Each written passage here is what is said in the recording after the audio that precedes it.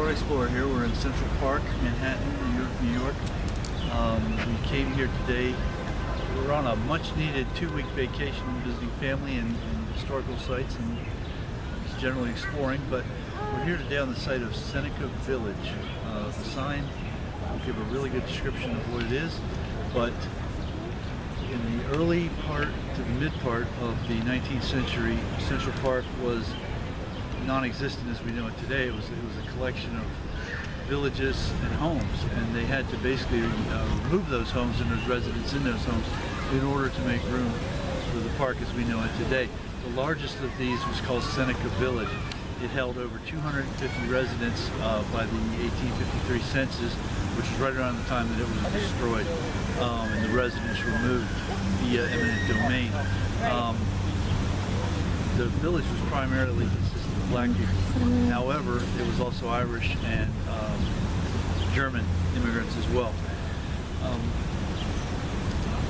What made this significant was that it was the largest black community of homeowners in this greater area. In order to vote back in those days, you had to be a homeowner. These black people wanted to vote, so they bought the property, owned the homes, and then they could vote.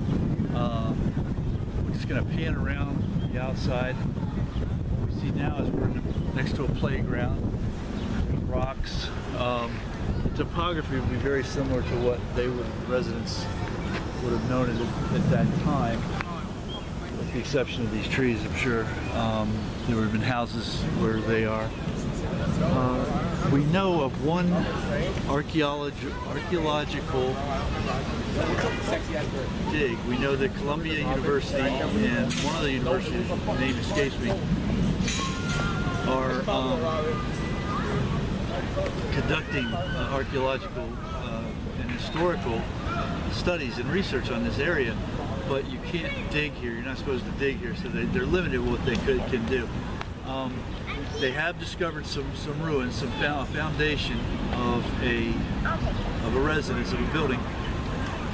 Excuse me, and that's what we're going to try to find, although we don't have a GPS on that. We have a photograph only, and we're going to try to find that. So for now, we're on the site of Seneca Village from roughly 1825 to 1855, and it was razed to make room for the park. So for now, we're going to go find it. Thank you.